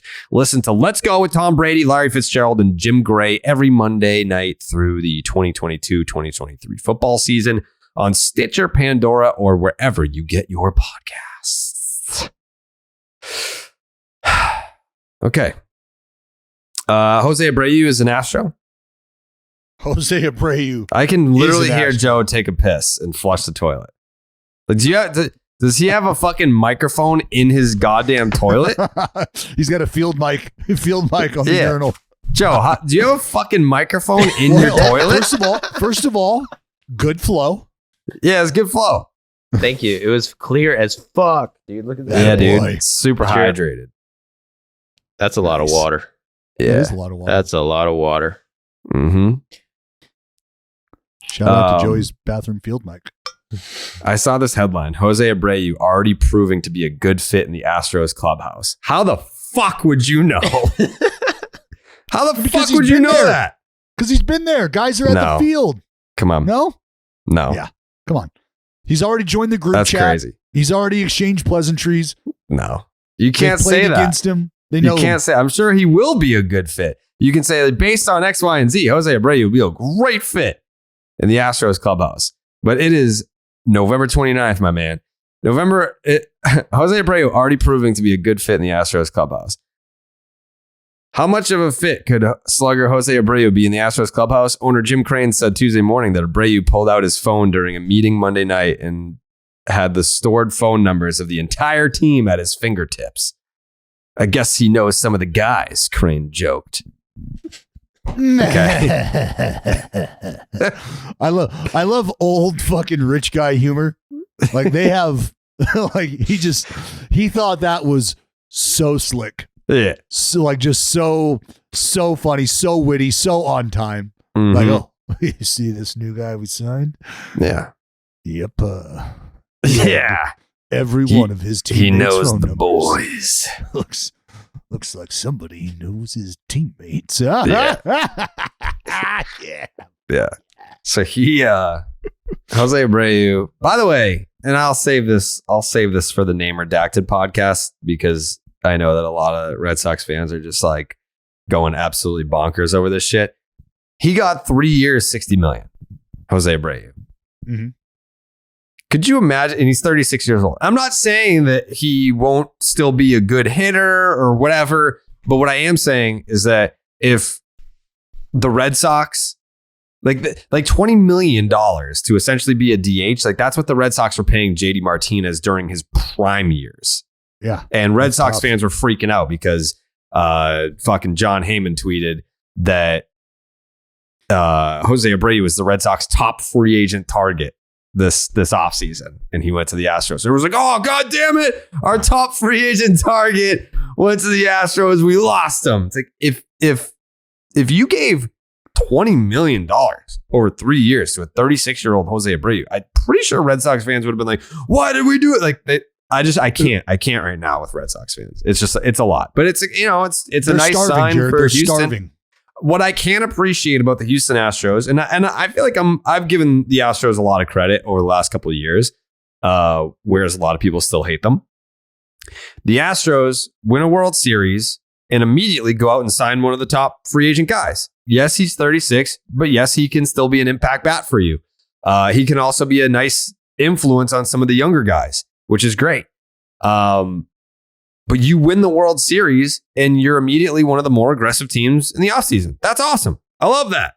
It's a nice replacement for, I guess, what Trey Mancini was for you after you made that trade. That didn't necessarily work out. Success is cyclical. And what the Astros have done and are proving to do is basically through trial and error, 13, 14, 15, blah, blah, blah, blah, blah. They position themselves where now, based on their ability to cultivate talent and sort of massage talent, as well as acquire talent, they're operating on a higher cycle. So their cycle to just be terrible, like you're saying about the Red Sox, they're good, they win a World Series, and then they're god-awful. They're good, they win, and then they're god-awful again. Well, the Astros have just kind of upped their game to where they're not awful. They quite literally retool. Yeah, it's they insane. don't rebuild. They retool. Those are two very different things, and that's why you sort of tongue in cheek talk about teams who are for better or worse constantly retooling and stuck in a permanent rebuild, if you will. But that is a prime example of an organization in the Astros just operating at a higher level, at a higher cycle that doesn't take as long to come back around. Mm. Yeah, the Astros are insane. Like, if you look, it just comes down to them just being able to, like, all their players that they have they drafted, pretty much all of them. If you look at all 5 of their starters are people they drafted. Their starting lineup. There was a whole bunch of shit about that too. What do you mean? Oh, well, they're targeting folks who are in economic crisis, who need the money, or taking advantage of blah blah blah blah blah. Like, there was just a lot of shit being talked about that as well. I love it. The Astros are scumbags. Well, but we have to give them credit and call them scumbags. I mean, look at their starting lineup. It's all. If you go to roster resource, it tells you like which team drafted you, and like you usually go to a team's roster resource, and they have all the teams, and it's like all different colors, all different teams. The Astros are like the only fucking team where it's just fucking orange. Orange. Yep. Astros, and then other than Abreu and Maldonado and Alvarez, who kind of doesn't even count because he was like he came up with them too. It's all Astros. Shout out to the Astros. Scumbags. Homegrown. I love me some homegrown. Mm-hmm. Mm-hmm. Mm-mm.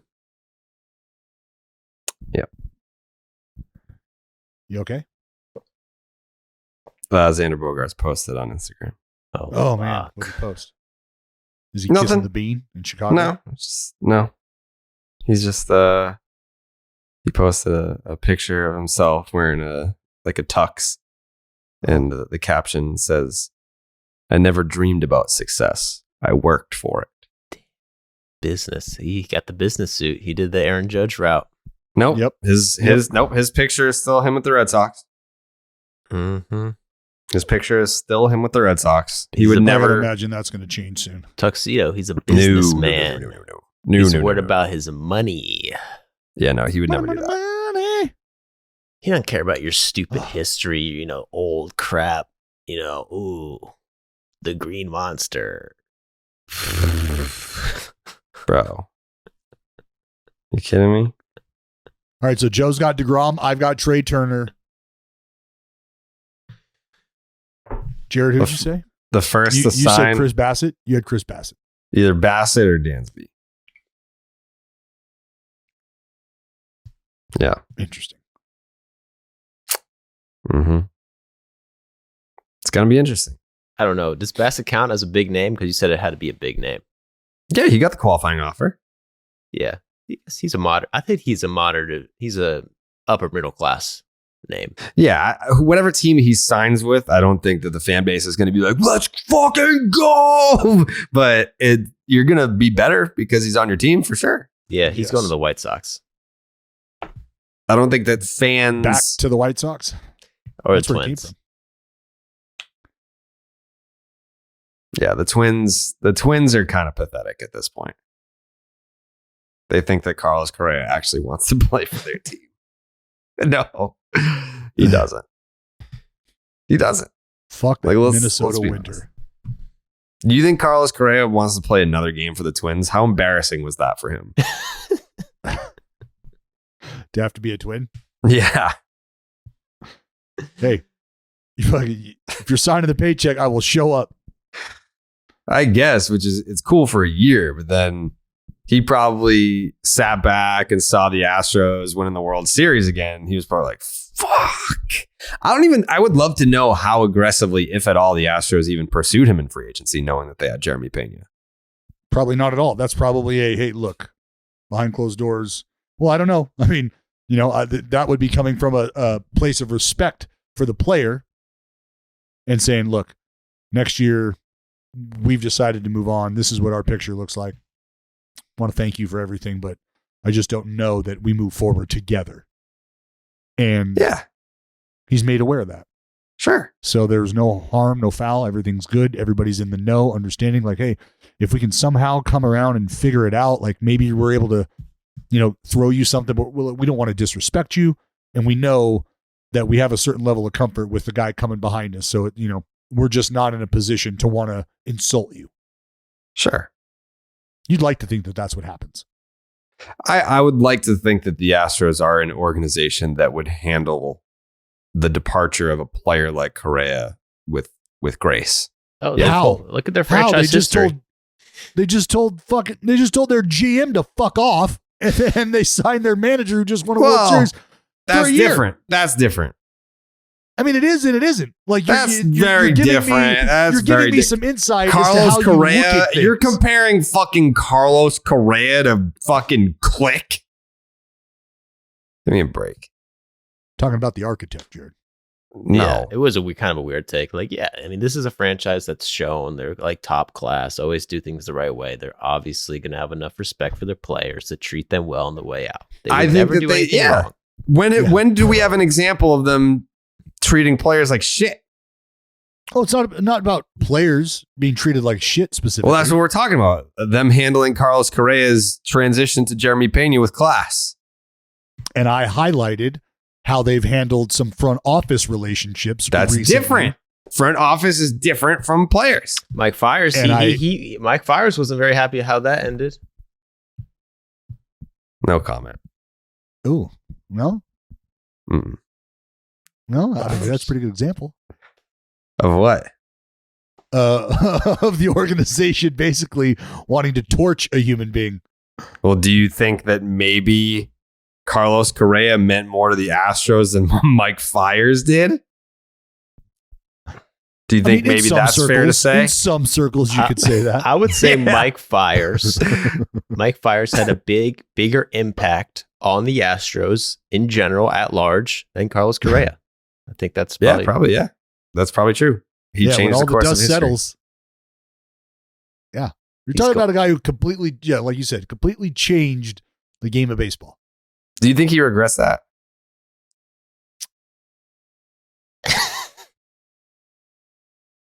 I'm going to say no. I mean, it definitely impacted his playing career for sure.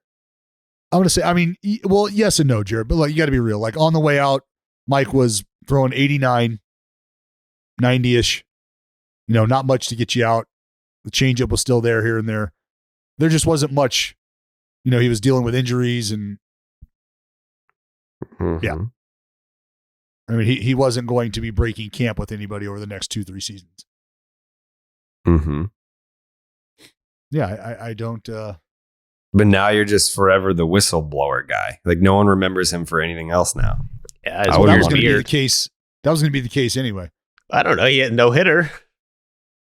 Yeah, I called that no hitter. He's thrown 2 of them actually. What? Yeah, see, no one even knows. He got through his throws 2 no hitters. No one even knows. One was a combined. Had to be. No, he threw 2 no hitters. Mm-hmm. Shut the front Look door. It up. He, Homer Bailey, and Sean Manaea were just the second set of teammates to all have, or no, him and Homer Bailey only, were the second or third set of teammates to have multiple no-hitters. Yeah, I was going to say, when the fuck did Sean Manaea throw a second? Yeah, he didn't. It was just that one time. He completely dismantled the fucking Red Sox. Yeah, the World Series champion Red Sox. I remember that. Fires 2 no hitters, man. Yep. Two of them. Believe it. So yeah, no regret there. Yeah, but he still shining in Florida. He was cheating while he was doing it. Your friends are still your friends. Your family's still your family. Depending on how much you like them, that matters or it doesn't. Mm-hmm. So, yeah, he's good. Yeah, he's good. Sure. But is that all we got? It might be. I don't know. I just feel. I guess the word is uneasy. I just feel I feel like something's brewing, and that doesn't necessarily mean that it's bad. It could be good because Xander has changed his profile pic. No, he didn't. Judge did. You just said. I just said he posted a picture on his fucking story, which is different than changing his fucking picture. It is. Yeah. I haven't spent my morning on 2 grown men's Instagram pages. I don't know. So I'm leaning on you. You're saying that I don't know them? No. I'm saying you absolutely do and that you were right. Okay. What the fuck are you listening to? You just said, I just spent all morning looking at 2 Instagram pages of dudes that I don't know. Basically saying like, you don't know them and you're looking at their Instagram pages. He's calling you just a fan. He's saying you're a fan. Bro, Xander follows me on Instagram. We communicate electronically. We're boys. He hugs me. What did he say to me? He said, good guy right here. Yeah, I heard you're one of the, you're probably one of the only reasons why he hasn't left yet. Mm-hmm. Yeah. Like that's the last thing. Like he's kind of wrestling with that. Like I don't even have a question. I just want to say I love you. I appreciate it, man. Good guy right here. Great guy right there. I'll be there forever. Well, that was nice of you to publicly fillet me. You're a good guy. You're a good guy right here. That felt good. Good guy right here. Call me a good guy. Did he call you a good guy? No, I didn't get to talk to him.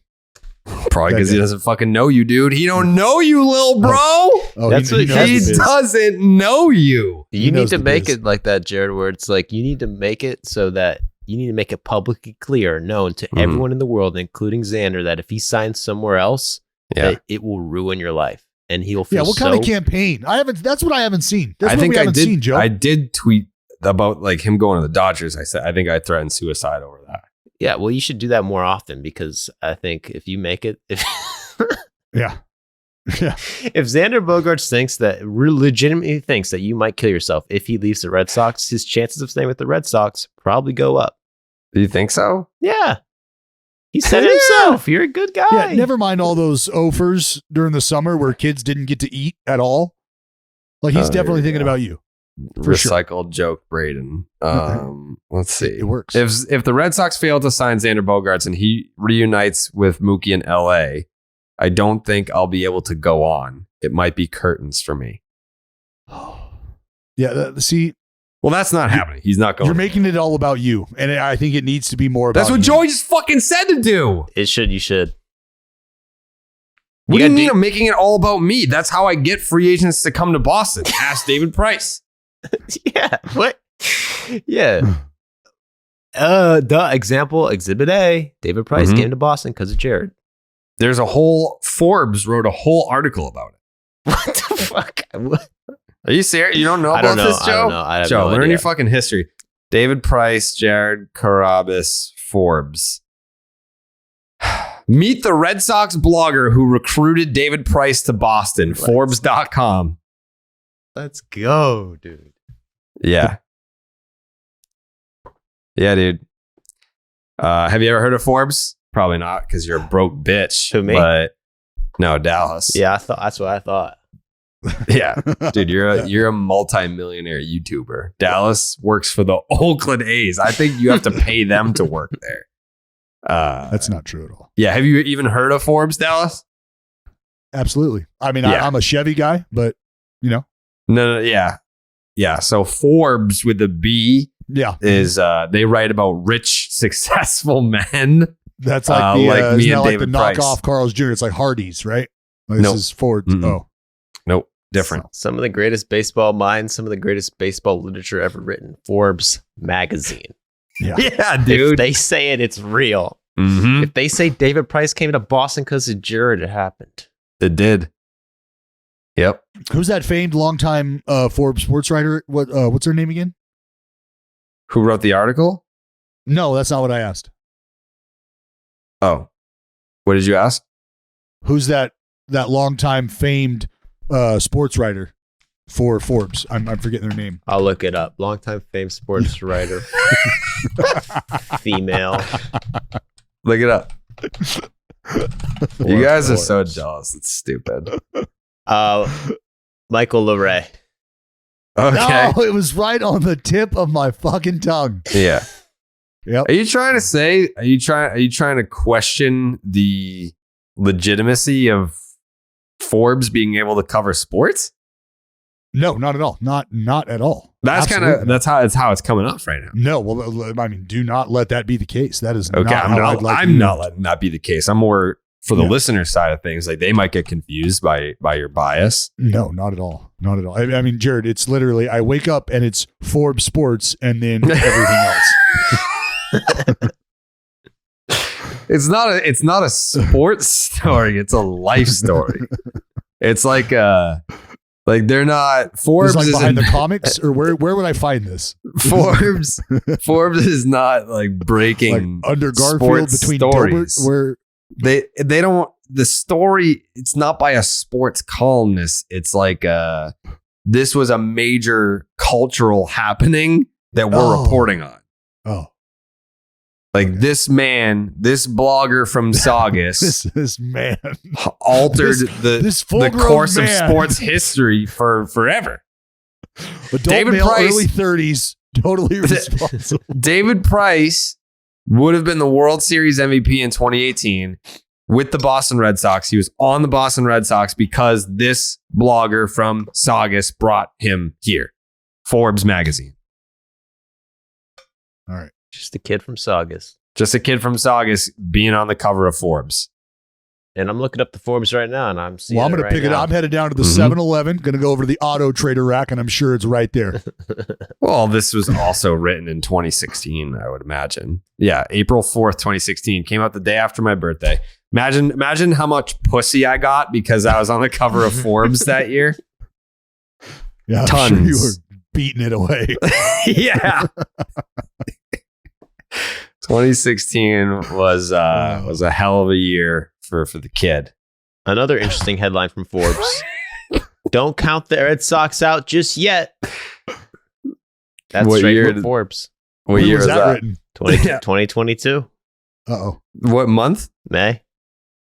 Oh yeah, see? They shouldn't have been counted out in May. No. If they written that in September, it's a little bit different. Well, here we got one in August. Though Whoa. under 500, Boston Red Sox believe they can reach postseason. They Jesus. could have. So what Jared has just done is he's admitted to moonlighting as a writer for Forbes Sports. Thank you. Joey has found your 3 articles under your pseudonym. Who's writing these fucking things? Huh? No, I got not John Peroto. Do you know John? Mm-hmm. Oh God. I don't know. I can tell you this. I've never seen old John Peroto and Jared Carrabis in the same room at the same time. I can tell you that. That's John a fact. Peroto. Uh-huh. You don't know Johnny P? I'm pretty sure Peroto. Yeah, Johnny P. He was heavy into the steroid allegations in Major League Baseball. He wrote a bunch of behind the scenes stuff before Canseco said anything. Pulitzer. Mm-hmm. Mark Twain. Yep. You guys are so jealous. I can't wait for your Forbes article to come out, dude. Well, yeah, well, seems like you're the guy who could get that done. I don't know anyone at Forbes. Yeah, maybe when I need to get an article out about a sub 500 team come July, I know where to go. Yeah, I don't know what you guys are talking about. All right, thanks, John. Let's wrap this up. We'll see you next week for the winter meetings. I feel like we're gonna have to be on standby next week. I feel like if some big domino falls, we're gonna have to run to the Batcave. Yeah, I'll be here. I may actually be in San Diego at a buddy's card shop of mine, actually, or a buddy of mine's card shop. Excuse me. All right, that'd be cool. Yeah, we can get you live boots on the ground. Still be ready. Are you gonna be at the winter meetings? Oh well, that's what we're debating. Who's we? My wife and I. Oh, if you go, then maybe I'll just fucking catch a flight. I don't know. Yeah, because I mean, it's an 1.5-hour drive for us. Yeah, that's not terrible. Yeah, maybe I'll just go over there. I don't know. I'll fucking be here. All right. All right. I'll see you next week then, I guess. We'll see. All right. Joe? What? What was that? What's the question? Yeah, no. You good? Well, I want to shout out all the people who listen on Spotify. Yeah. Yeah. Hey, yeah. Spotify Wrapped Week. A lot of people tweeting and Instagramming. Baseball is dead as their #1 podcast of the year. So that only works like you can only do Spotify if you use Spotify, right? Like, what I don't use kind Spotify. of fucking question is that, Dallas? Well, it's not something that's just tracking overall music usage. It's music usage through the app. No, tough day to not have Spotify. Yeah. I'm an Apple Music guy. Yeah, I'm a Spotify guy. So yeah, I had a lot of interesting stuff pop up on my Spotify Wrap this year. My top artist was Korn because of that fucking Woodstock documentary. That's a great documentary. That thing came out and I just was like, all right, I'm right back in 99. Korn is from Bakersfield, California, a place I once resided. Oh, a team that once fucking beat our ass in Cooperstown, the Bakersfield Bullets. Oh. They were made up of a bunch of fucking 23-year-olds when we were 11. No, so I was going to say, so you don't forget that. Age. Yeah. Jared and his boys showed up and they're like, oh, hold on. Now, these fucking guys are doing the same thing. This is not cool. We were here for the 14-year-olds. We're the only fucking 20-year-olds allowed in this bitch. Yeah. What's going on? Yeah. It was tough. Did you guys park next to each other? We know you're illegal because we were behind you on the fucking freeway over here. Oh, good times. Shout out to the Bakersfield Bullets. What a team. I fucking love Cooperstown. I love that fucking tournament. It's just 100 teams and just a bunch of shit teams. And they just face like the best team in the world. Yeah. That's the boys of baseball. That's where dreams go to die. Yeah, you're like 12 years old. You're like, I'm going to be in the major leagues. And you go to Cooperstown Dreams Park and you're like, well... then you run into some fucking 13-year-old from Iowa who's fucking 6'7" and is doing lunges across the warning track with 4 bales of hay to warm up, and you're going, we're more of a like light catch and kind of get it going group here. I didn't have us facing this, you know.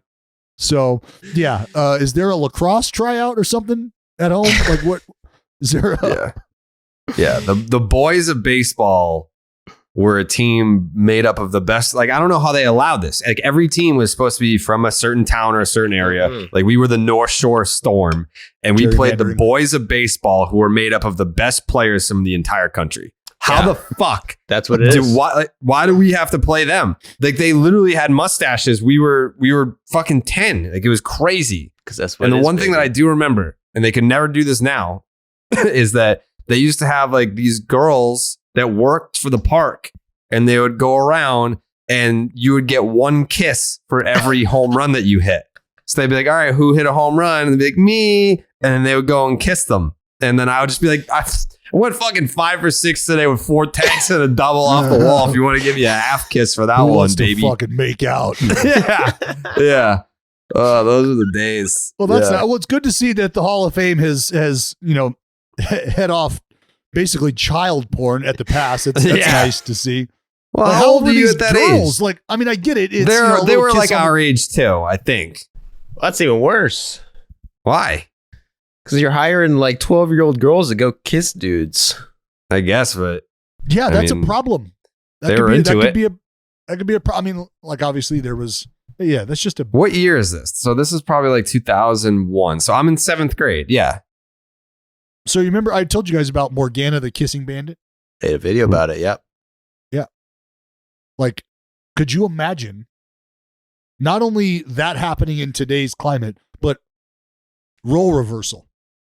Just some dude who sending 3 dudes into a softball tournament. Be like, all right, babe, who got a homer today?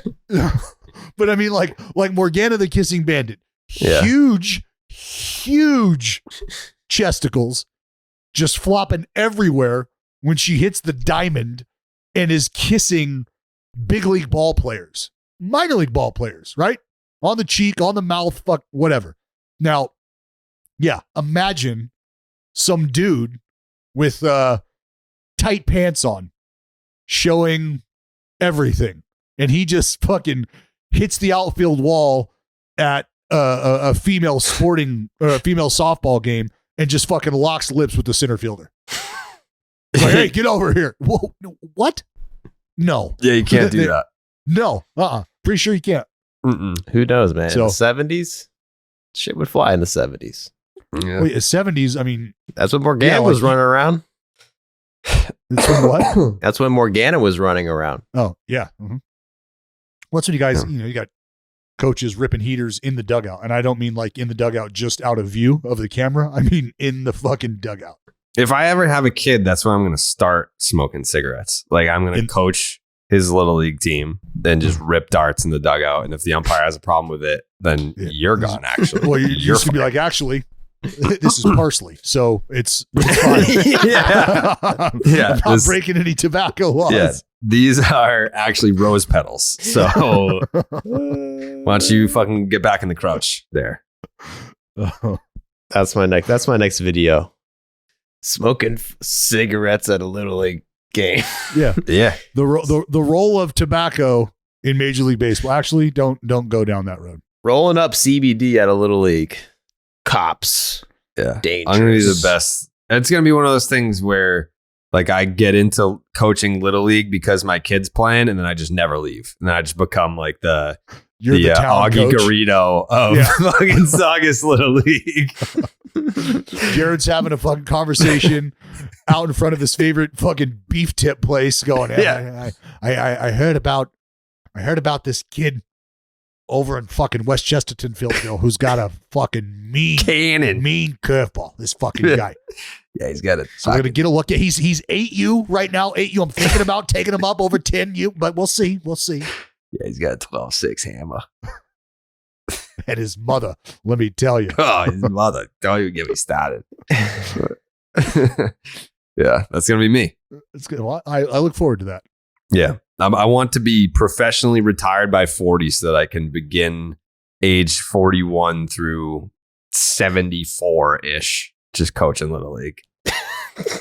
I'm going to spend more time coaching Little League than I will have doing like podcasting and stuff. Your goal should be statue in Saugus Square with like a clipboard. That's done right now. Super, super small bike coaching shorts.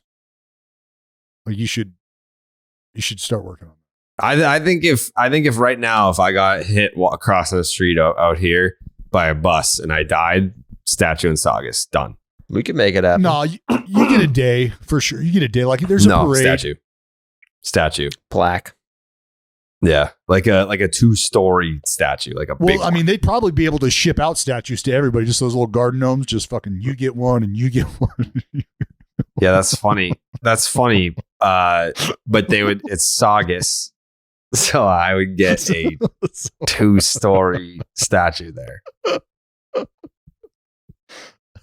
I honestly keep laughing because I hope that you get flown out to the statue ceremony and then it falls on you and kills you.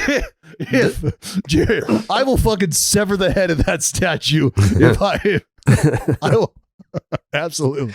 I will fucking sit in the back and let everybody clap, and then while everybody's taking pictures, I'll just walk up and fucking boop, and just kick that son of a bitch over. It'll look like Saddam all over again. No. They're gonna be fucking yanking that head, pulling that thing fucking everywhere. Dallas is so jealous. That would have been the Dallas of Stockton until these fucking Diaz bros didn't show up. They cannot afford a statue in Stockton. We know that. That thing would be made out of fucking styrofoam. They get like the Stockton High class of 2023 melting a styrofoam statue of Dallas as an art project, being like, "Oh, here it is. Yes, there's the Dallas Braden statue." They would just melt in the rain. That's how much respect they have for Dallas and Stockton and what the budget is on top of everything else. They put out a statue in Stockton, that shit would be gone in a minute for scrap metal. Sure, they would. Yeah. Yep. That's a more likely option. Yeah. They wouldn't be able to gone within 2 hours of unveiling. Right, but it wouldn't be personal. It wouldn't be personal because they wouldn't be able to read the name Dallas Braden on it to know that was just the one that they were. There's no need for that. They can't read there. They can't read. It's statistically can't read. Their priorities are different. Okay. Well, so you might think it's important to read. Some other people like the idea of feel. Okay. I've never really prioritized reading. Well, no. We know. We know. I've been listening to you fumble fucking ad read for better part of a decade. No, this is my standout. This is my breakout year in terms of reading. This is like a platform year for you. Mm-hmm. It's good. I've really come into my expectations. Yes. Yeah. What you're doing right now is you're setting the table. You're setting the scene for, I need 220 innings out of you next year. Like you don't just, you don't do what you've done this year. You know, 210, punching out 260, and then not give me 220, 270, 300 next year. Like that's the trajectory here. So you think I'm a Cy Young potential candidate? Yeah. Going into next year, you're top 5. Yeah, I like that. I like when the pressure's on when I'm trying to read. Just as long as they don't throw you any fucking names of vegetables or spices. Yeah. Like don't throw me words that aren't actually words. Like give me like Wordle. Like I do Wordle every day. When they throw words in there where it's like no one uses this word, then I'm not going to get it. But if it's a word that's common enough, then like I'm going to get that shit. That's just how that goes. It's good to hear you sharpening that sword every morning. Yeah. For like the last like month and a half, I've been hard on Wordle. Wordle for kids. Yeah. No. New York Times, another great publication. I'm sure they've written about me as well. You never did Pickled baseball Wordle? No. What's you that? Gotta try it. Oh, damn it. Joe, he sent this to us like a month and a half ago, 2 months ago. MLB Joe did? I looked at it, but then I never started it. Yes. What? Is it an app or what? It's on the website. It's online. You could probably get an app. I don't know, but it's called MLB Pickle. MLBpickle.com. It's like Wordle, but for baseball players. It's fun. Wait, MLB Pickle? Yeah, MLBpickle.com. Oh, shit. How to play pickle. Guess today's mystery MLB player with 9 guesses. Green in any column indicates a match. Yellow indicates that the player plays in either the revealed league or division. Oh God, this is a whole fucking thing. Dude, it's fire. It's fire. You get addicted to it. And then you get a streak, you build up a streak, and you're like, oh, I got to get at this, it tests your knowledge. Oh, Jeremy Frank made this. Yeah, Jeremy Frank. Shout out to Jeremy Frank. You guys have any thoughts on the Liver King getting busted for steroids? Yeah, that's bullshit. Innocent. It's the ones that you always expect the least. You know? Like I'd like to be in the room where they were like, something's off here. I can't quite figure it out, but I think we need to pursue this. How fucked up is it though that somebody fucking leaks the emails? You want to talk leaked emails? There was plenty of that, and during the Mitchell report that made some people not look so great that get pretty heralded these days. But I mean, this dude specifically, like, what comes from outing him for you personally? If you're gonna parade around maintaining that you don't do steroids and to take this product and do my lifestyle this way, like you're preaching falsehoods on the pretenses of you can look like me if you buy my products, and then you out them to be like, well, he's on fucking steroids. This is where I think there's it'd be different if he wasn't trying to sell you shit. What's that? It would be different if he wasn't trying to sell you shit. Like if you leaked emails for like professional wrestlers and they're on steroids, it's like, who gives a fuck? Like leave them alone. Like they have to look a certain way for their job. Like, but if you're saying, all right, if you eat liver and you do these exercises and you buy my training methods, you can look like this. Natural, no steroids. That's what I'm asking. Is he slanging supplements too? Yeah, he has multiple supplement companies. Okay, all right. So it's fraud. That. I think the out for him, the loophole here, is he's telling you that combined with his lifestyle and taking his supplements, these could be potential results you could receive. People are stupid, and and that's the out, because there's no way. Like his fucking abs have abs. Like, I'm sorry. In the bodybuilding world, I know that when if you're a skinny little bitch like Dallas, if you're looking at someone that looks like Liver King and you're hoping to achieve that physique, first of all, you can't naturally. Second of all, you're gonna if you're a beginner. Hey, hold on. I gotta go. I gotta call my grandma. Bye.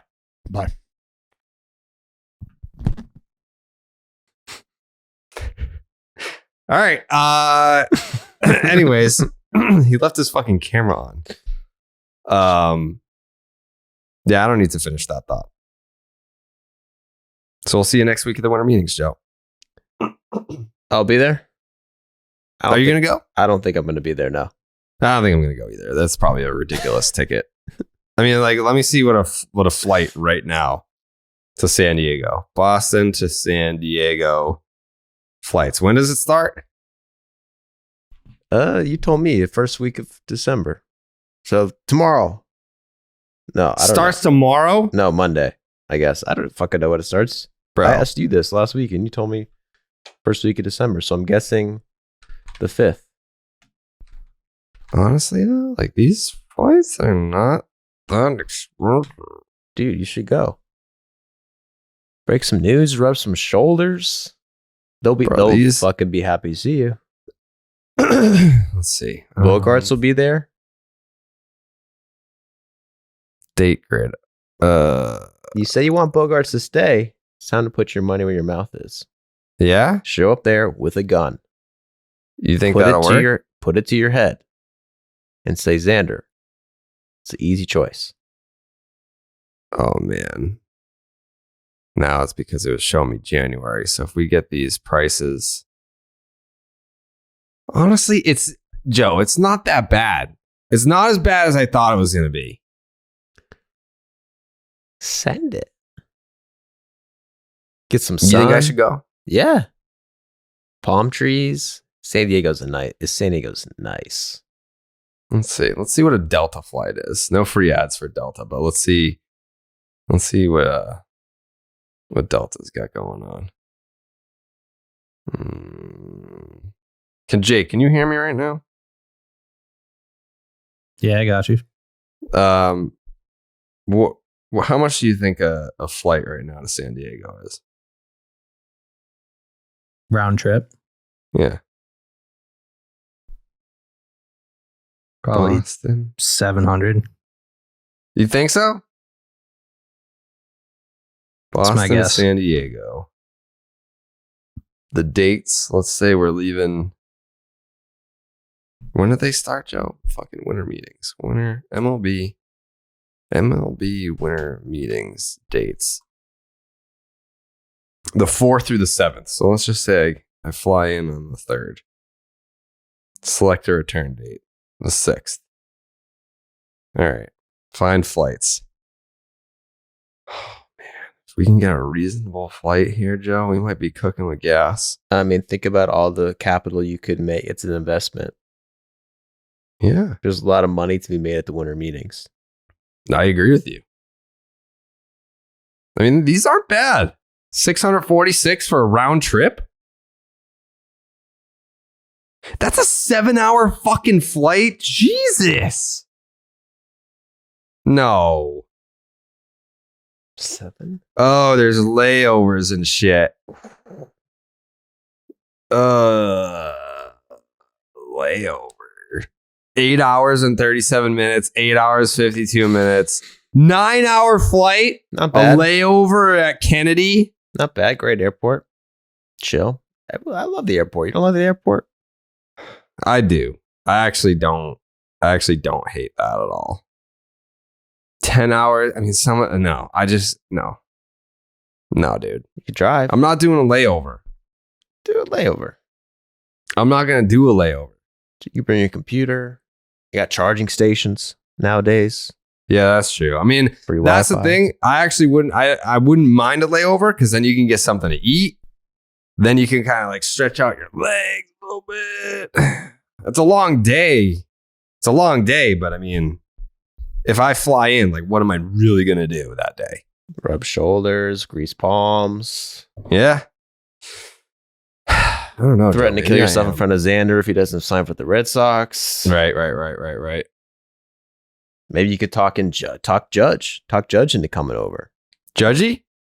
You could facilitate some things. A little judgy action? Yeah. All right. Maybe I'll see Judgy there. I'll text him. All right. Maybe I'll look FaceTime into him. this. Trust me. FaceTime. He likes FaceTime? Mhm. When's the last time you FaceTime Judge? Judgy? Yeah. Oh, man. Because he's all over the place in the offseason, you know. Yeah. I guess game 4 of the ALDS. CS? Did he ask you for advice or? Yeah, before the game. What'd he say? Because we were talking about his swing during the playoffs. Because he Yeah, was struggling a little bit. Mm-hmm. You know, I said, load up, stay back, Mm-hmm. sit fastball, just off speed. Yep. Seemed to work out. Well, no, because he sucked. No. It was just, No, he didn't. well, he didn't ask until game 4. So he only had one game. Oh, okay. But he took it into the offseason. That's what he's been working on in the offseason. Got it. Stay back. Stay back. Right. Okay. All right. I'm gonna look into this and then maybe we'll see. Maybe we'll see what's up in the SD. Maybe not. All right, Joe. I'll see you next week. All right. Adios. Oh, we out.